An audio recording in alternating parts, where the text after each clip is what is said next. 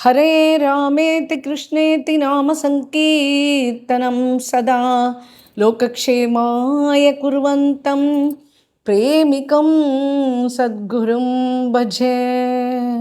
जय बोलो श्री प्रेमिकेंद्र सद्गुरुनाथ महाराज की जय। सर्व संतनों की जय।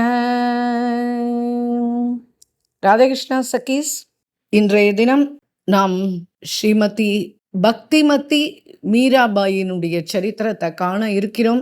மிக அற்புதமான சரித்திரம். இந்த சரித்திரத்தை நம்ம இப்ப பார்ப்போம். மீரா சத்குருமாயி ஜெய ஹோ, மீரா சத்குருமாயி, மீரா சத்குருமாயி ஜெய ஹோ, மீரா சத்குருமாயி, அரணாமன சோரி மதுவாலி மீரா மாயி, अरणामन चूरी मतुवाली मीरा माई। जय मीरा जय मीरा जय मीरा जय मीरा जय मीरा जय मीरा जय मीरा जय मीरा। जय श्री मीरा माता की जय।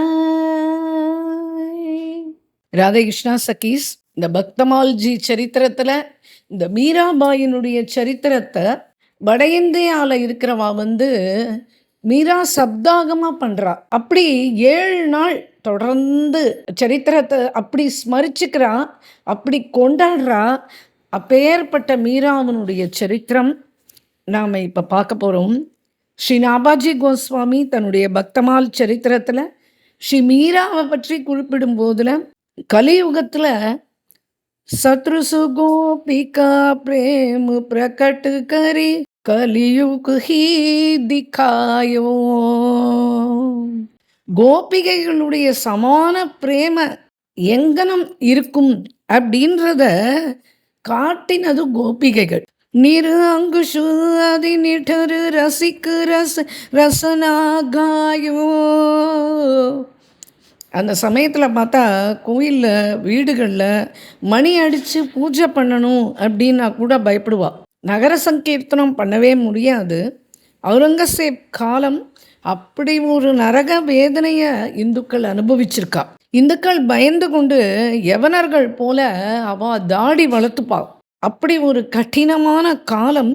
அந்த கடினமான காலத்திலும் நிர் அங்குஷ் அப்படின்ற அந்த ஒரு சப்தம், அது அமூல்யமான சப்தம். மீராபாய் அத்தியந்த நிஷ்டையோட ரசிக ஷியாம சுந்தரனுடைய ரசத்தை, ரசிகா பாவத்தில் அத்தனை ரசத்தோடு அவள் பாடுவா. எவ்வளவு சாகசங்கள்! ஆனால் வாழ்க்கையில் சாகசங்கள் எப்போ வரும் அப்படின்னா ஏற்படும் விதவிதமான ஆபத்துக்கள். அவளுடைய வாழ்க்கையில் சோதனைகள் பலவற்றை சின்ன குழந்தை முதற்கொண்டே ரொம்ப இந்த கஷ்டங்கள் எல்லாத்தையும் அனுபவிச்சிருக்கா. துஷ்டர்களுக்கு நல்ல காரியம் கூட தோஷமாக தான் தோணும். மிருத்யுக்கோ உத்தியவக்கியோ, அதாவது அவளை பயமுறுத்தணுன்றதுக்காகவும் அவளை கொல்றதுக்கு பலமுறை முயற்சிகள் நடந்திருக்கு. ஆனால் சிரமம் கொடுக்குறவளுக்கு 2 கை தான் உண்டு. ஆனால் காப்பாற்றுறவனுக்கும் 4 கை இருக்கு இல்லையா? அதனால் எப்பேற்பட்ட சிரமத்திலிருந்தும் பக்தாள அவன் சதா கவனிச்சுட்டே இருப்பான், காப்பாற்றிண்டே இருப்பான். துஷ்டர்கள் எல்லாம் மீறி போய் விஷம் கொடுத்த போதும் அதை ஷர்பத்தை சுவைக்கிற மாதிரி தானே அவள் சுவைச்சா. எல்லாத்தையும் தாண்டி அவளுடைய பக்தி பாடுறதும் ஆடுறதும் சதா கிருஷ்ணனையே நினச்சி நினச்சி உருகிறதும். அப்படி ராஜஸ்தானில் மட்டும் இல்லை, பூரா இந்துஸ்தான் பூமியில் அப்படி ஒரு மீராபாயினுடைய பெருமையை சொல்லி மாளாது. மாகிரே மைனலியோ பஜன் தாடோல் அப்படின்னு சொல்லிட்டு அந்த பிரேம கங்கையை எல்லார் மனதிலையும் பாய விட்டா. அவ யுகம் கடந்துடுத்து. ஆனால் பாரதத்தில் பிறந்த ஒவ்வொருவருக்கும் இந்த மீராவை பற்றி அறியாமல் இருக்கவே முடியாது. மீராபாய் தன்னுடைய அந்திம க்ஷணத்தில் தன்னுடைய சரீரத்தை விடலை, சரீரத்தோடைய கனையாவோட அவ கலந்துட்டான். வெக்கப்படுறதுன்றது ஒரு ஸ்திரீயினுடைய லட்சணம்.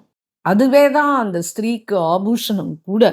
லோக்கு லாஜகுலு சங்கலா ஜிமீரா கிரிதரு பஜி அப்படின்னு சொல்லிட்டு இந்த சபையில வந்து பிரதம பங்கி, அதாவது பக்தி மார்க்கத்துல கோபியினுடைய பக்திக்கு ஈடு என வேற யாருமே கிடையாது. நாரதர் வந்து தன்னுடைய பக்தி சூத்திரத்துல கோபிகைகளை வந்து பக்தியினுடைய ஆச்சாரியாள் அப்படின்னு சொல்றார். என்ன அப்படின்னா பிரேமதான் கோபி பக்தி. அந்த பிரேம அப்படின்ற அந்த விஸ்வ வித்யாலயா இருக்கே, அந்த விஸ்வவித்யாலயானுடைய ப்ரொஃபஸர் யாரு அப்படின்னு கேட்டா அதுதான் ஸ்ரீமதி மீராபாய். அவளே ஆச்சாரியர் ஆவா. இதுக்கு மேல சொல்ற பரமானந்த் தாஸ்ஜி சொல்ற பக்தி அப்படின்றது வந்து அது ஒரு பவனம், பக்தி ரூபி பவன். அதுல வந்து நீவ் சாந்தரச பக்தி அப்படின்றார். நீவுனா அந்த ஃபவுண்டேஷன் போடுறா இல்லையா, அது அஸ்திவாரம், அதுதான் சாந்தரச பக்தி. அப்புறம் பக்தி ரூப பவனத்தினுடைய சுவர்கள் 4 பக்கம் இருக்கேன், அது என்ன அப்படின்னா அதுதான் சக்கிய பக்தி. பக்தி ரூப பவனத்தினுடைய ஸ்தம்பங்கள் இருக்கே அதுக்கெல்லாம் வாத்சல்ய பக்தர்கள். அப்புறம் பக்தி பவனத்தினுடைய சிகரம் மதுரரச பக்தர்கள். பக்தி ரூபி பவனத்தினுடைய துவஜா, அங்க பறக்க விட்டுருக்கிற அந்த சிகரத்துக்கு மேல பறக்கிற அந்த கொடி, அதுதான் பிரஜ கோபி. அப்படி பரமானந்த தாஸ் சொல்றார், கோபி பிரேம கி த்வஜா जिन गोपाल दियो बस अपने उरुदरी श्याम பூஜா அப்படின்னு பாடுற பரமானந்த தாஸ். இப்படி பிரஜ கோபி பக்தி ரூபி பவனத்தினுடைய துவஜா. ஏன்னா இப்படி அவளை கொண்டாடுறதுக்கு காரணம் என்ன அப்படின்னா, அவள் வெளியில் சம்சார விவகாரத்தை விடவே இல்லை, கிரகத்திலேயே தான் அவள் இருந்துட்டு இருந்தா.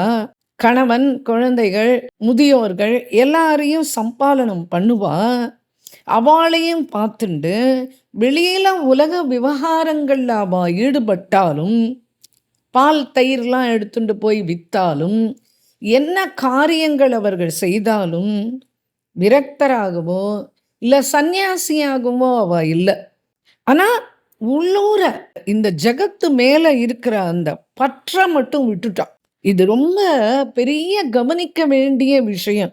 கோபி கீதத்தில் வந்து என்ன சொல்கிறா அப்படின்னா, பதிசுதான் பய கிருஷ்ணா பிராத்ரு பாந்தவம் அதிவிலங்கியதே கிருஷ்ணா அந்தச்சுதா கதா கதிவிதஸ்தவ கிருஷ்ணா உத்கீதமோ கீதாஹாம் கிதவயோஷிதக கிருஷ்ணா கஸ்தயே கஸ்யஜே நிஷி அப்படின்னு சொல்லிட்டு கோபி கீதம். பதி, புத்திரன், புத்திரி, மாதா, பிதா, ஜீவனம், போகங்கள், தனம், போஜனம், இது அத்தனை மேலேயும் இருக்கிற ஆசக்தி, அதாவது அந்த மோகத்தை அவ அறவே விட்டுட்டா. கிருஷ்ணா, நாங்க குடும்பத்துல தான்ப்பா இருக்கோம், ஆனா ஒரு க்ஷணம் கூட எங்க மனசு உன்னை நினைக்காம இருக்க முடியாதுடா.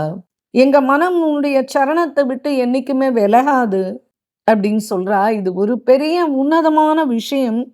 இதே விஷயத்தை புரிய வைக்கிறதுக்காக தான் பகவான் பார்த்தசாரதி அர்ஜுனனுக்காக 700 ஸ்லோகங்கள் பகவத்கீதையில சொல்ல வேண்டி இருந்தது. ஆனா அப்பவும் அர்ஜுனனுக்கு எவ்வளவு புரிஞ்சது அப்படின்றது தெரியாது. நீ மனசை வந்து என்னென்று அர்ப்பணம் பண்ணிடு, நீ பாட்டுக்கு உன்னுடைய கடமையான யுத்தத்தை செய் அர்ஜுனா அப்படின்னு சொன்னார். ஆனா கோபிகைகளுக்கு யார் பாடம் எடுத்தா?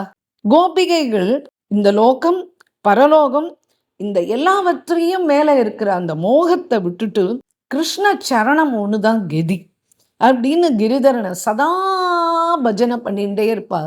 கிரிதரனை சதா நினைச்சு கண்லேந்து ஜலம் தார தாரையா வழியும். அவாதான் பக்தி மார்க்கத்தினுடைய ஆச்சாரி. சனகாதிகள், பிரம்மாதி தேவதைகள் கூட பகவான ஹிருதயத்துல வரவழைக்க சதா கண்ணை மூடி அவ தியானம் பண்ணிகிட்டே இருப்பா. அப்படி பிரபுவை தியானம் பண்ணிகிட்டே இருக்கா. ஆனா கோபிகைகள் என்ன தியானம் பண்ணா, என்ன சாதனை பண்ணா, பிரேம உண்டிதான். அந்த பிரேமையினால பகவான தன்னுடைய இருதயத்துல சதா நிலைநிறுத்தி, அந்த பிரேமையினால அவன கட்டி போட்டா. அந்த மனசுக்குள்ள ஒரு வைராக்கியம் வந்ததே, அது எப்படி வந்தது கோபிகைகளுக்கு? கோபாங்கனர்களுக்கு கிருஷ்ணன் மேல ஏற்பட்ட ஒரு அனுராகம், அது பிரேம தான் காரணம். சர்வசிரேஷ்ட பக்தைகள், ஸ்மரிக்க வேண்டிய பக்தைகள் கோபிகைகள் தான். பக்தி மார்க்கத்தினுடைய ஆச்சாரியர்கள் கோபிகைகள் தான். ஒரு தடவை ஒரு கோபி யமுனை கரையில உட்காந்து கண்ணை மூடிட்டு தியானம் பண்ணிட்டு இருந்தா. அப்போ அங்க நாரதர் வந்தார். என்ன ஆச்சரியம், கோபிகை கண்ணை மூடிட்டு இங்க உட்காந்து என்னவோ தியானம் பண்ணிட்டு இருக்கா, இது என்ன அதிசயமா இருக்கு, இது சம்பவமே இல்லையே அப்படின்னு சொல்லிட்டு அங்கேயே நின்று அவளையே பார்த்துட்டு இருந்தார். கொஞ்ச நேரத்துல கோபி கண்ணை திறந்தா. உடனே நாரதர் கேட்டார், நந்தநந்தன் உனக்கு சர்வ சுலபனாச்சே, இப்போ நீ இந்த யமுனக்கரையில உட்கார்ந்துட்டு யாரை தியானம் பண்ணிட்டு இருக்க அப்படின்னு கேட்டார். எதுக்காக இந்த சாதனை பண்ற, என்ன சாதனை இது அப்படின்னு கேட்டார் நாரதர். உடனே அந்த கோபி சொன்னா, நான் எந்த சாதனையும் செய்யல, அப்புறம் எதுக்கு இந்த தியானம் அப்படின்னு கேட்டார். உடனே கோபி சொன்னா, பெரிய பெரிய ஆச்சாரியர்கள் மூலமா கேட்டேன், தியானம் செய்யறதுனால மனம் ஒருமைப்படும்னு. அதனால நான் என்ன நினைச்சேன், தியானம் பண்ணி என் மனசு ஒருமைப்பட்டுருச்சுன்னா அப்போ அங்க இருக்கிற கோபால நீ கொஞ்ச நாள் வெளியில இருப்பா, கோபால் மறையணுன்றதுக்காக நான் தியானம் பண்ணேன். கோபால் மறையணுமா, அதுக்காக தியானமா, என்னடா இது அப்படின்னு புதிரா இருக்கே நீ பேசுறது அப்படின்னு கேட்டார் நாரதர். அதுக்கு அவ சொன்னா, ஆமா பொழுது சாய போறது, குழந்தைகளுக்கெல்லாம் நான் ரோட்டி பண்ணி கொடுக்கணும், என் கண்ணுலையா சதா கண்ணையாவை நினைச்சு நினைச்சு நினைச்சு என் கண்ணுலேந்து வழியிற கண்ணீர்னால அந்த கட்டையெல்லாம் அப்படியே விறகு கட்டைகள்லாம் அப்படியே நனைஞ்சு போயிடுறது, அதனால அடுப்பு சரியா எரிய மாட்டேன்றது, குழந்தைகளா பசியோடு இருப்பா, வீட்டில் சதா விவாதம் நடந்துட்டே இருக்கு, ஒரு பக்கம் மாமியார் ஒரு பக்கம் கணவன், ரெண்டு பேரும் ஏன் காரியத்தை பார்க்க மாட்டேன்ற, அதனால இப்போ அவனை தியானம் பண்ணி கொஞ்ச நாளி ஹிருதயத்தை விட்டு அகன்றால் அதுக்கப்புறமா என்னுடைய கிரக காரியத்தை நான் ஒழுங்கா பண்ணுவேன் அப்படின்றதுக்காக தியானம் பண்றேன் அப்படின்ன உடனே நாரதர் ரொம்ப பரிதாபப்பட்டார். இதுதான் கோபியர்களுடைய ஸ்திதி. மீரா ஒரு கோபி.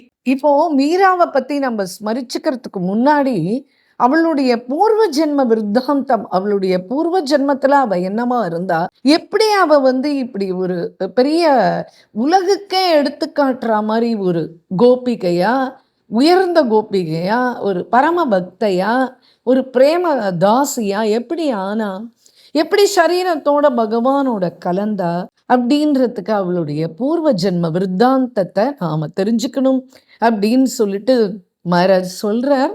அதாவது என்ன அப்படின்னா, பூர்வ ஜென்மத்துல மீராவனுடைய பெயர் மாதவி. அவ விரஜ மண்டலத்துல தான் அவ பிறந்தா. அதுவும் சாக்ஷாத் ஸ்ரீ கிருஷ்ணன் வாழ்ந்த காலத்துல, அவனுடைய லீலா சமயத்துல, ஒரு கோபனுடைய இல்லத்துல அவளுடைய ஜென்மம் ஆறுது. சின்ன வீடு தான், பதவிசான குடும்பம், பேரழகி, பிறக்கும் போதே பேரழகோட பிறந்தவ மீரா. அவளுக்கு 3 வயசு ஆகும்போதே அவ அப்பா காலமாயிட்டா. அப்புறம் தாயார் தான் ரொம்ப சிரமப்பட்டு அந்த குழந்தைய வளர்க்குறா. ஆனா அவளுடைய தந்தையார் அவர் காலகதி அடையறதுக்கு முன்னாடியே நந்த கிராமத்துல வசிக்கிற அவிச்சல் கோபர் அப்படின்னு சொல்லிட்டு ஒரு பெரிய பெரிய குடும்பம் வாழ்ந்து, அந்த அவிச்சல் கோபருடைய புத்திரன் சுந்தர் அந்த குழந்தைக்கு தன்னுடைய மீராவை திருமணம் பண்ணி வைக்கிறதா நிச்சயம் பண்ணிட்டார். ஏன்னா அப்பெல்லாம் பால்ய விவாகம் தானே, அதனால 3 வயசு ஆகும்போதே அப்பவே அவள்லாம் நிச்சயம் பண்ணிடுவா. ஆனா சாந்தி முகூர்த்தம் மட்டும் கிஷோரி பருவம் வந்தா விட்டு தான், அந்த பருவம் அடைஞ்ச பின்னர் தான் அந்த சாந்தி முகூர்த்தம் நடக்கும். இவா அந்த காலம் வரைக்கும் அந்த குழந்தை கல்யாணம் ஆனாலும் தாய் தந்தையரோட தான் இருப்பா. அந்த பக்குவம் வந்த பிறகு அந்த குழந்தைய எடுத்துட்டு போய் அவளுடைய புக்ககத்துல எடுத்துன்னு போய் அவ விட்டுற வழக்கம் உண்டு. இப்படி நடந்துன்னு வந்துன்னு இருந்தது. அப்படி ஒரு சம்பந்தம் பக்காவா பண்ணி வச்சிருந்தார் அவ அப்பா. மாதவி இப்போ வளர்ந்துட்டே வரா. இங்க பகவானுடைய கோகுல லீலை. கோகுலத்துல 2.5 வயசு வரைக்கும் தான் அந்த லீலைகள் நடந்துன்னு வந்திருந்தது. அப்புறம் அந்த பூதனா சம்ஹாரம், மேல மேல திருநாவரது எல்லா ஒரு அசுர தொல்லைகள்லாம் அதிகமாகவே அவன் வந்து நந்தபாபா வந்து நந்த கிராமத்துக்கு வந்துட்டார். இப்போ நந்த கிராமத்துல இருந்துட்டு கிருஷ்ணனும் கொஞ்சம் பெரியவன் ஆயிட்டான். இப்போ அவன் நித்தியம் பண்ற நித்திய லீலைகளை ஒருத்தருனுடைய இல்லத்திலையும் நித்தியம் காலையில தயிர் கடையும் போது காலையில கோபிமார்கள் தயிரை கடைஞ்சுட்டே கிருஷ்ண லீலையை கானம் பண்ணுவா. மாதவியினுடைய அம்மா அவளும் இந்த எல்லாத்தையும் கேட்டுட்டே இருப்பா. இந்த லீலைகள்லாம் கேட்டுட்டு இருப்பா. பகவான் அவதரிச்ச காலத்திலையும் சாதாரணப்பட்ட ஜனங்களும் இருப்பா இல்லையா? நல்ல பரிக்கர்களும் இருப்பா, பிரேமிகளும் இருப்பா, பக்தர்களும் இருப்பா, துஷ்டர்களும் இருப்பா. பகவானும் அனாதி, இந்த ஜீவனும் அனாதி. நம்ம கூட அந்த சமயத்துல ஜனிச்சு இருக்கலாம். மாதவியினுடைய அம்மாவுக்கு இந்த இந்த கோபிகைகளுடைய போக்கு, இந்த கிருஷ்ணனுடைய லீலைகள் இதெல்லாம் அவளுக்கு எதுவுமே பிடிக்காது. உடனே மாதவி கொஞ்சம் 5 வயசு ஆனா, அப்போ மாதவியை கூப்பிட்டா அவன் அம்மா, அரே பேட்டி, உன்னுடைய அப்பா காலம் ஆயிட்டார். ஆனா நந்தகிராம்ல இருக்கிற அந்த அபிச்சல் சுந்தரோட உனக்கு விவாகம் நிச்சயம் பண்ணியாச்சு. ஒரு நாளைக்கு பருவம் அடைஞ்ச உடனே என்னை விட்டுட்டு நீ நந்தகிராமம் போக தான் போற. ஆனா சில விஷயங்கள்ல நீ ரொம்ப ஜாகிரதையா இருக்கணுமா அப்படின்னு சொன்னா மாதவியினுடைய அம்மா. உடனே மீரா கேட்டா, எதை பத்தி சொல்றம்மா அப்படின்னு கேட்டா. அதுக்கு அம்மா சொன்னா, அரே மாதவி, விரஜத்துல ஒரு மாயாஜால வித்தக்காரன் இருக்கான். அவன் ஒரு பெரிய மந்திரவாதி. நான் கேள்விப்பட்டேன். விரஜத்துல முக்கிய ராஜா யாரு அப்படின்னா நந்தகோபர் மகாராஜா தான். அவருடைய பத்னி யசோதாமா. எப்படி இருப்பார்மா அந்த மாயாஜாலவாதி அப்படின்னு கேட்டா அந்த குழந்தை. உடனே அதுக்கு அவன் அம்மா சொன்னா, கேட்காத, ஒரு தடவை நீ அவனை பார்த்துட்டேன்னு வச்சுக்கோ, அதுக்கப்புறம் ஒரு நிமிஷம் கூட அவனை பார்க்காம உன்னால இருக்க முடியாது. கனவுலையும் நினைவிலையும் நேரிலையும் பார்த்துட்டே இருக்கணும் அப்படின்னு தோணும். சதா அவனுடைய ஞாபகமாகவே ஆயிடும். எத்தனை பேர் வீட்டில் போய் அவன் திருடுவான் தெரியுமா? ஏமா ஏமா திருடுறான் அப்படின்னு. பால், வெண்ணெய், தயிர் அதை தாம்மா திருடுவான். தங்கம் வெள்ளிலாம் திருட மாட்டான். பால், வெண்ணெய், தயிர் தான் திருடுவான். அதோட அவளுடைய மனசையும் சேர்த்து திருடிடுவாமா அவன். அப்புறம் அவனோட வலையில விழ வேண்டியது தான். அப்புறம் ஒரு தடவை அவன் வலையில விழுந்துட்டா அவ்வளவுதான். அதுக்கப்புறமா நிம்மதியா இருக்கவே முடியாது. அதனால நீ நந்த கிராமத்துக்கு போனாலும் நீ ரொம்ப ஜாகிரதையா இருக்கணும் குழந்தை அப்படின்னு சொன்னான். உடனே மீரா, அப்படியாம்மா, சரிம்மா சரிம்மா, நான் அவன் திருஷ்டியில போய் விழவே மாட்டேம்மா. நீதான் அவன் அப்பேற்பட்ட மாயாவாதின்னு சொல்றியே, மந்திரஜால வித்தக்காரன் சொல்றியே, அதனால நான் அவனை பார்க்கவே மாட்டேம்மா. உடனே அவ அம்மா, அரே பேட்டி, நீ அவனை பார்க்கறது மட்டும் இல்ல, அவனும் உன்னை பார்க்கக்கூடாது. அவன் திருஷ்டி மட்டும் ஒரு தடவை உன் மேல விழுந்ததுன்னா அவ்வளவுதான், காரியம் முடிஞ்சுது. உடனே மீரா, அச்சா, அப்படின்னா நான் பெரிய குங்குட்டு போட்டுக்கிறேம்மா. நான் முக்காடு போட்டுக்கிறது, அந்த தாவணி போட்டுப்பா இல்லையா, அதை நான் பெருசா முக்காடு போட்டுன்றேம்மா. அது ராஜஸ்தான் காராளுக்கே அந்த வழக்கம் உண்டு இல்லையா, அவ அந்த குங்குட் போடாம இருக்க மாட்டா. என்னுடைய மாமியார் போட்டுப்பாளே அதே மாதிரி நானும் போட்டுக்கிறேம்மா. அப்போ அவன் என்னை பார்க்க முடியாது இல்லம்மா, நீ கவலைப்படாத. உடனே அம்மா சொல்றா, ஆமா, ஒரு க்ஷணம் கூட அவன் முகத்தை பார்க்கவே கூடாது. இன்னொரு முக்கிய விஷயம் சொல்ல மறந்துட்டேன் மாதவி. என்னம்மா? இல்ல, அந்த மாயாஜாலக்காரன் கையில எல்லாரையும் மயக்கி இழுக்கிற மாதிரி ஒரு வம்சி இருக்கு தெரியுமா? அவன் பார்க்கணுன்ற அவசியமே இல்லை. அவன் ஒரு தடவை வம்சி நாதம் எழுப்பினான்னா அது நம்மளுடைய காதில் போயிடுத்து அப்படின்னா அவ்வளோதான், முடிஞ்சது ஜோலி. யாரும் அதுக்கப்புறம் உன்னை காப்பாற்றவே முடியாது. மோகினி போல அது. ஒரு தடவை பார்த்தாலும் சரி, ஒரு தடவை அவனுடைய வம்சி நாதத்தை கேட்டாலும் சரி, அதுக்கு அப்புறம் நீ கிரக காரியம் ஒன்று கூட சரியா பண்ண முடியாது, சரியா தூங்க முடியாது, சந்தோஷமா இருக்க முடியாது. சதா அவன் சிந்தனை சிந்தனை சிந்தனை, அவனுக்காகவே வாழற மாதிரி ஆயிடும். ஒரு தடவை நானே என் கண்ணால் பார்த்ததை சொல்கிறேன். ஒரு கோபி என்ன பண்ணா, யமுனைக்கு ஒரு குடத்துல தண்ணி பிடிக்க வந்தா. அவளோட காதில் இந்த வம்சி நாதம் கேட்கறது. அவ்வளவுதான் அவளுடைய கண்ணும் மனசும் கண்ணையா எங்க எங்க எங்க எங்கன்னு தேடுறா. அந்த குடத்துல தண்ணியை எடுத்து வச்சுட்டு இருக்கா. நிக்கிறா நிக்கிறா நிக்கிறா, நின்னுண்டே இருக்கா. மத்தியானம் ஆயிடுத்து. இங்க மாமியாரும் கணவனும் தேடுறா. அப்படி அவளுடைய கதை. இப்படி மாட்டுக்கிட்ட போய் பாலை கறந்துண்டு வா அப்படின்னு கோடியாத்து கோமலா கிட்ட சொன்னானா, அவ போய் பாலை கறந்துண்டு வரேன்னு காலை பக்கத்துல போய் நின்றுருக்கா. இப்படி பைத்தியம் ஆக்கிடுவான் அவன். அவனும் அவனுடைய வம்சியினுடைய நாதமும். யமுனாயில போய் குளிக்கிறதுக்குன்னு போவா கோபிகைகள்.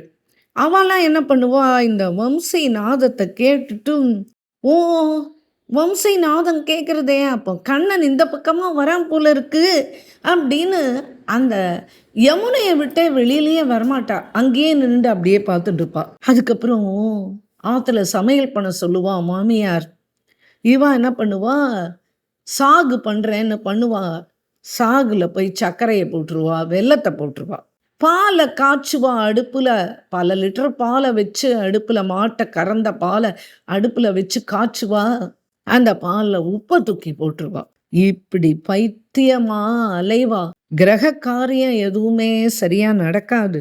பால் தயிர் வியாபாரம் அதுவும் சரியா நடக்காது. லோக விவகாரத்தையும் கவனிக்க மறந்துருவா. அதனால தான் சொல்கிறேன், நீ ரொம்ப ஜாகிரதையா இருக்கணும் அப்படின்னு. உடனே மீரா குழந்தை, மா அந்த வேணுவை அவன் எப்போல்லாம் வாசிப்பாமா? உடனே அவன் அம்மா சொல்கிறா, அந்த மாயாஜால வித்தைக்காரன் அவன் எப்போ வேணா வாசிப்பான்.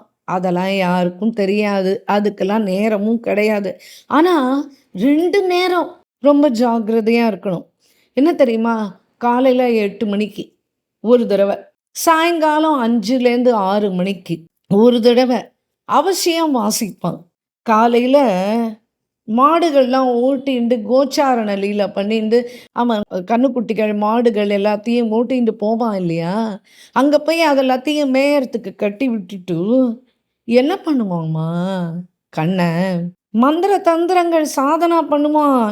எதுக்குன்னா இந்த கோபியர்கள்லாம் மயக்கணுன்றதுக்காக அந்த வசிய மந்திரத்தை அவன் அங்கே சாதனா பண்ணி எல்லாரையும் அவன் வசத்துல வச்சுட்டு இருக்கான். கோபிகைகள், பாலகர்கள், யுவாக்கள், வயதான முதியவர்கள் எல்லாம், பசு பட்சிகளை கூட அவன் விடமாட்டான். மேலும் இன்னொரு விஷயம் கேட்டுக்கோ, எத்தனை கிராமத்துல, அந்த கிராமத்துல எத்தனை கோமாத்தா இருக்கும், வம்சி சத்தம் கேட்க வேண்டியதுதான். உடனே பசுக்கள் தானாவே கறக்காமையே நின்ன இடத்துல அப்படியே பாலை பொழிஞ்சிடும். குட்டிகளுக்கு ஊட்டிகிட்டே இருக்கும். இந்த வம்சி நாதம் கேட்ட உடனே அப்படியே தலை தெறிக்க ஓடும் அந்த வம்சி நாதம் வர திசையை நோக்கி. ஆஹா, அந்த குட்டிக்கு அப்புறம் யார் அந்த பாலை ஊட்டுவான்? அப்படி குட்டிகளை கவனிக்காம அவன் பின்னாடி மூடும் இந்த பசுமாடுகள். அது மட்டுமா, இதுக்கு மேல நான் கேள்விப்பட்டது என்ன தெரியுமா மாதவி, வம்சி வாசிச்சுண்டே அவன் முன்னாடி நடந்தான் அப்படின்னா விரஜத்துல மரத்து மேல இருக்கிற பட்சிகளும் அவன் பின்னாடியே போயிடும். மான்கள் தன்னுடைய ஜோடியோட போயின்னு இருக்கும் இல்லையா, அதை விட்டு பிரிஞ்சு இந்த நாதத்தை கேட்டு அவன் பின்னால ஓடி வரும் ஏற்பட்ட மாயாஜாலவாதி. அவனுடைய மோகன அஸ்திரம் என்ன அப்படின்னு கேட்டா அதுதான் அவனுடைய வம்சி. பட்சிகள், குயில்கள், மைனாக்கள், கிளிகள் எல்லாம் அவனை வனத்துக்கு கிளம்பி காலையில போக வேண்டியதுதான், எல்லாம் அவன் பின்னாடி ஓடி போக ஆரம்பிக்கும். அதே மாதிரி என்னம்மா, சாயங்காலம் மறுபடியும் வனத்திலேருந்து அவன் கிளம்பி கோச்சாரண லீல முடிஞ்சு வருவான் இல்லையா, அது ரொம்ப ஜாக்கிரதையா இருக்கணும் மாதவி. ஏம்மா, அவன் திரும்பி வரும்போது நீ பாத்தியானா எல்லா வீட்டு மாடியிலையும் கோபிகைகள் அலங்காரமா சிங்காரம் பண்ணிண்டு அந்த வீட்டினுடைய மாடியில நின்னுண்டு மலர் எல்லாத்தையும் நந்தவனத்திலேருந்து பறிச்சு வச்சுண்டு அவன் மேல அப்படியே அந்த பூக்களை அப்படியே கொட்டுவா. ஸ்வாகத்தம் கிருஷ்ணா, ஸ்வாகத்தம் கிருஷ்ணா, சுஸ்வாகத்தம் கிருஷ்ணா அப்படின்னு பாடுவா. பைத்தியம் மாதிரி அவனையே கண் கொட்டாம பார்த்துண்டு நிப்பா. என்ன அப்படின்னு கேட்டா, பார்க்கறதுல ஒரு ஆசை, பார்க்க ஆசை வருது அப்படின்னு சொல்லுவா.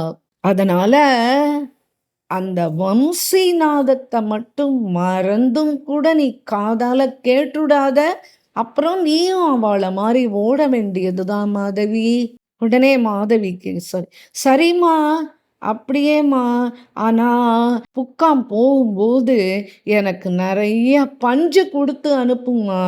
நான் காலையிலையும் சாயங்காலத்திலையும் நிறைய பஞ்சை எடுத்து என் காதுல வச்சுட்டா அப்ப எனக்கு அந்த வேணுநாதம் கேட்காது இல்லம்மா அப்படின்னு காலை கட்டிக்கிறா. உடனே அம்மா சொன்னா, சரியா சொன்ன, இப்பதான் நான் சொல்றத நீ புரிஞ்சுட்டு இருக்க. இன்னொரு விஷயம் சொல்ல மறந்துட்டேனே, அவன் ஒரு பெரிய திருடன் கூட. சொன்னேன் இல்லையா, யாரும் வீட்டில் இல்லாத சமயம் வீட்டுக்குள்ள நுழைவான், பால், தயிர், வெண்ணெய் எல்லாத்தையும் திருடுவான். உடனே மீரா கேட்குறா, நீ தான் நந்தராஜா அவனுடைய மகன் சொன்னியே, ஒரு ராஜாவனுடைய குழந்தை இப்படி போய் திருட்டு வேலை பண்ணலாமா? சரிம்மா, நான் பால் எல்லாத்தையும் எடுத்துட்டு போய் என்னுடைய உள்ள அறையில் வச்சுடுறேம்மா. அது சரிடி, வீட்டில் இருக்கிற தயிர், வெண்ணெய், மிஸ்ரி, பட்சணங்கள் எல்லாத்தையும் திருடின்னு ஓடிடுமா.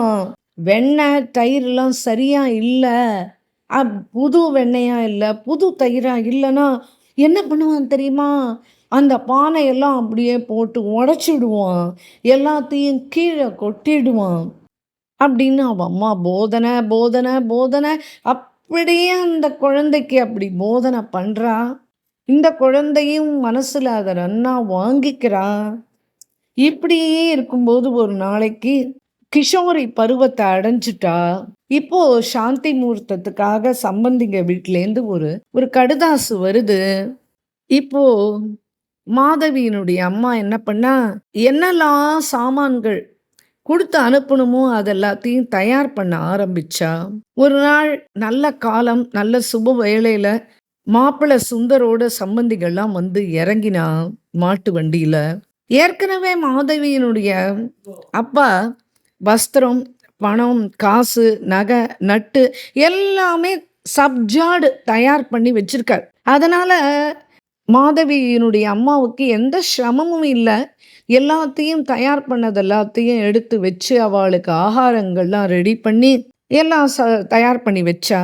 இப்போ மாதவியினுடைய அம்மாவுக்கு ஒரு பக்கம் தன்னுடைய மகளை பிரிய போகிறோமே அப்படின்ற ஒரு பெரிய துக்கம், மறுபக்கம் அந்த மாயாஜாலக்காரன் கண்ணன் கிட்டேந்து தன் மகளை எவ்வாறு பத்திரப்படுத்துவது அப்படின்னு ஒரு கவலை. இப்போ அவிச்சல்ஜி வந்து முதல்ல கோகுலத்துல தான் இருந்தார். எப்போ நந்தபாபா வந்து நந்த கிராமத்துக்கு போனாரோ அப்போ இவாளும் அங்க குடி பெயர்ந்துட்டா. ரே மாதவி, நீ என்ன பண்ண போகிறேன்னு எனக்கு தெரியலையே, எனக்கு துக்கம் தொண்டையை அடைக்கிறது. இவா கோகுலத்துல இருந்திருந்தா கூட நன்னா இருந்திருக்கும். இப்போ சம்பந்தமும் பண்ணியாச்சு, அவளும் கண்ணன் எங்க போறாளோ அங்கெல்லாம் இவா போயிடுவா, கண்ணன் இருக்கிற இடத்துல தான் இவா குடி இருப்பா. உடனே மாதவி அம்மாவுடைய மோபாக்கட்டையை பிடிச்சிட்டு, குழந்தை தானே அம்மா, நீ சொன்னது எல்லாம் நான் ஞாபகம் வச்சுட்டு இருக்கேன், நீ கவலைப்படாதேம்மா அப்படின்னு சொல்லிட்டு அவளோட கிளம்பி கிராமத்துக்கு, அந்த கிராமத்துக்கு கிளம்பியாச்சு. சுந்தர் ரொம்ப அழகானவன். இப்படி இவா 2 பேரையும் உட்காத்தி வச்சு ஆரத்தி எடுத்து விதிப்படி என்னென்ன சுபகாரியங்கள்லாம் பண்ணணுமோ அது எல்லாத்தையும் பண்ணி முடிச்சு, பல்லக்கில் அந்த குழந்தையையும் அந்த மணமகனையும் எல்லாரையும் உட்கார வச்சு அந்த பல்லக்கு மெல்ல மெல்ல மெல்ல நந்த கிராமம் வந்து சேருது. அங்கே நுழைஞ்ச உடனே முதல்ல எதிர்க்க வந்தது இந்த மாயாஜாலக்கார கண்ணன் தான். எதிரில் வந்துன்னு இருக்கான். சாயங்காலம் ஆயிடுத்து இல்லையா, அதனால் அவன் வந்து மாடுகளை ஓட்டின்ட்டு நந்த கிராமத்துக்கு திரும்புகிறான். இது கதை இல்லை, இது வந்து நம்மளை ஆஸ்வாதனம் பண்ணுற உண்மையான சரித்திரம். இதுவே பகவத் தரிசனம். நம்முடைய எல்லோருடைய உள்ளங்களிலையும் இந்த மீரா தத்துவம் பிரகடனம் ஆகணும். அசல் என்ன அப்படின்னா, இந்த மீரா சரித்திரத்தை மட்டும் கதை மாதிரி கேட்கக்கூடாது, சாட்சாத் மீராவாகவே நாம் ஆகிடணும். மீரா சரித்திரம் கேட்டால் நம் உள்ளே பக்தி ரசம் பிரவகிக்கும். கோபியாக நாமனும் மாறிடணும். கோபியினுடைய ஹிருதயம், கோபியினுடைய பிரேமை, கோபியினுடைய தியாகம், அப்போதான் எல்லாமே நமக்கு புரியும். ஆனால் அது ரொம்ப கடினம். விரஜத்தில் இருக்கிற ஆச்சாரியர்கள்லாம் என்ன சொல்லுவா அடிக்கடி அப்படின்னா, ஜூட்டா கேலே சச்சா ஹூய், சச்சா கேலே பிர்லா கோய் அப்படின்னு சொல்லுவா. பாவம் வந்து பொய் ஆலாம், ஆனால் ராதாராணியினுடைய தர்பார் அங்கே நடக்கிறதே அது சத்தியம் தானே பிரஜத்தில். ஆக ராதாராணியினுடைய தர்பாரில் பொய்யா நடித்தாலும் அது அது உண்மையாக ஆகிடும், அது உண்மையான பிரேமையாக மாறிடும் அப்படின்னு சொல்லிட்டு சொல்கிறார். மகாபுருஷர்கள் அவ சச்சா கேலே பிர்லா ஹோய், அதுக்கு துருவன் பிரகலாதன் இவெல்லாம் தான் சாட்சி. இப்போ மாதவி என்ன பண்ணா, கண்ணன் வரான் அப்படின்னு தெரிஞ்ச உடனே அந்த தாவணியை எடுத்து பெரிய முக்காடு போட்டு முகத்தை மறைச்சுண்டா. இப்போ சுந்தர் என்ன பண்ணா, கண்ணன் வரான்னு தெரிஞ்ச உடனே ரதத்தை நிறுத்து நிறுத்து அப்படின்னு சொல்லிட்டு சொல்றான். அரே என்னுடைய சக்கா கனையா கனையா அப்படின்னு கத்தின்ண்டே ரதத்தை நிப்பாட்டுறதுக்குள்ள ரதத்துலேருந்து அப்படியே குதிச்சு ஓடுறான். கனையா கனையா கனையான்னு கத்தின்ண்டே ஓடுறான். ஏராளமான கண்ணு குட்டிகள், அதுக்கு பின்னாடி அநேகமான அசங்கிய கோமாத்தாக்களுடைய தூளி சரணத்திலேருந்து அப்படியே தூளி பறக்கிறது. சூரியன் அஸ்தமனம் ஆக போகிறது. அதுக்கு பின்னாடி அசங்கிய கோபால பையன்கள், அதுக்கு மத்தியில் ஷாம் சுந்தர். ஓஹோ ஓஹோ, ஒரு கையில் வம்சியை பிடிச்சுண்டு இன்னொரு கையை பலதாபுஜி தன்னுடைய சகோதரனான பலராமனுடைய தோளில் போட்டுண்டு ஒய்யாரமாக மதுரமாக அந்த வம்சியை வாசிச்சுண்டு அந்த வம்சிநாதன் அந்த கோவிந்தன் அந்த பிருந்தாவனத்தில் நடந்து நடந்து வர காட்சி அற்புதம். இதை சதா மனசில் நம்ம அசப்போட வேண்டிய காட்சி. இளைய பாலகர்கள் ஒரு பக்கம் கோவிந்தனுடைய புகழ பாடிண்டு வரா, கனையாவனுடைய தலையில் மயில் பீலி கொண்ட, நெற்றியில் வேர்வை துளிகள் முத்து முத்தாக. அப்போது அந்த கோச்சரண தூளி, அந்த கோகுலனுடைய சரணத்திலேருந்து அந்த காற்று மென்மையாக வீச அந்த தூளி அப்படியே பெறப்பட்டு போய் அந்த வேர்வையில் போய் அப்படியே அந்த ரஜ தூளிகள் அப்படியே ஒட்டிக்க அப்படியே மின்றதான். கோபாலனுடைய காதுகளில் கர்ணிகார புஷ்பங்கள் சோபிக்கிறது. கன்னங்கள்லேயும் நெற்றியிலையும் சந்தன குழம்பால் வரையப்பட்ட அந்த பத்ராவலி அப்படியே சோபிக்கிறது. காதுகளில் மகர குண்டலம், கழுத்தில் பெரிய புலிநகம் வச்ச பதக்கம், 2 கையிலையும் முத்துக்கள் ரத்தனங்கள் கோர்த்த கங்கணங்கள், கண்களில் மை தீட்டப்பட்டிருக்கு, தோளில் பீதாம்பர வஸ்திரங்கள், கேசரி நிறத்தில் ஒரு தோத்தியை கட்டின்றிருக்கான். சுந்தரமான மனதாதுக்கள்னால ஸ்ரீ அங்கத்தில் கோபால பையன்கள் சிங்காரம் பண்ணி விட்டுருக்கா. சுபல் சந்தனத்தினால கண்ணனுடைய வக்ஷஸ்தலத்தில் ஸ்ரீராதா ஸ்ரீராதா ஸ்ரீராதா அப்படின்னு எழுதியிருக்கான். கழுத்தில் வனமாலை, துளசி மாலை, குந்துமணி மாலை, அப்படியும் இப்படியும் அசைஞ்சு ஆடுறது. கோவிந்தன் புல்லாங்குழல் வாசிக்கிறான். கோமாத்தாக்களுடைய கண்கள்லேருந்து கண்ணீர் அப்படியே தாரை தாரையாக வழியறது. கோமாதாக்களுடைய ஸ்தனங்கள்லேருந்து பால் தானா பொழியிறது. கண்ணுக்குட்டிகள் ஓடி வந்து கோபாலனுடைய காலை நக்கிறது. கோபாலன் அதை வாரி தன்னுடைய ஹிருதயத்தோட அணைச்சு கட்டிக்கிறான். அங்க வெறும் பிரேம பிரேம பிரேம பிரேம மட்டும்தான். இந்த காட்சிய எப்படி வர்ணிக்க முடியும்? சாக்ஷாத் வாணியினால கூட இதை வர்ணிக்க முடியாது அப்படின்னு சொல்றார் மகாராஜ். ஏன்னா கண்ணால் பருகிறத கண்ணால் வர்ணிக்க முடியாது. ஏன்னா கண்ணுக்கு நாக்கு கிடையாது. நாக்கு வர்ணிச்சாலும் நாக்குக்கு பார்வை யோகம் கிடையாது. அதனால் அந்த வர்ணனை எப்படி சாத்தியம்? அசமர்த் அசமர்த் அப்படின்னு சொல்கிறார். இப்படி இந்த ஜாக்கி அப்படின்னு சொல்லுவாவாலாம். இந்த அற்புத லீலா காட்சிகளை நாம் அசை போடுறதுனாலேயே பகவானுடைய பிரேமையை எளிதில் நாம் அடைய முடியும். பிருந்தாவன சந்துக்கள் அந்த மரங்களுக்கு அடியில் உட்கார்ந்துண்டு அவாவா ஒரு லீலைகளை நினச்சி நினச்சி பார்த்து கண்ணால் ஜலம் விட்டு தியானத்தில் மூழ்கி பிரேமையில் மூழ்கி சதா அவனுடைய ஞாபகமாகவே அவனையே சிந்திச்சு அவனுக்காகவே வாழறா. வாழ்ந்துருந்தா வாழறா வாழுவா. பேர்பட்ட சந்துக்கள் நிறைந்தது அந்த பிருந்தாவனம். இதை தானே ஸ்ரீ பாகவதத்தில் வேணுகீதத்தில் சொல்லியிருக்கா. பர்ஹாபீட்டம் நடவரவபுகு கர்ணயோ கர்ணிகாரம் பிப்ரத்வாசக கனக கபிஷம் வைஜயம் தீம் சமாலாம் ரந்த்ரான் வேணோஹோ அதரசுதயா பூரயன் கோபபிருந்தைகி இந்தாரண்யம் ஸ்வபதரமணம் பிராவிஷத் கீத கீர்த்திகி அப்படின்னு சொல்லியிருக்கா இல்லையா. பர்ஹாபீடம் நடவர வபுகு அப்படின்னு சொல்லிட்டு அதே தான் சீத் சுவாமி ஸ்ரீநாதனுடைய அஷ்ட கவிகள் இருக்காளே, அதில் அந்த சீத் சுவாமி இந்த கோச்சாரண லீலையை வர்ணிக்கும் போது அவர் பாடுறது ஆகே காயே பாஞ்சே காய கீத்து காய ஊத்து காய கோவிந்து கோ காயனுமே बस बोगी बावे गायन चराई लावे गायन में सुख मावे गायन की गुर रज अंख लपटाए आगे गाये पाछे गाये इथ गाय मुथ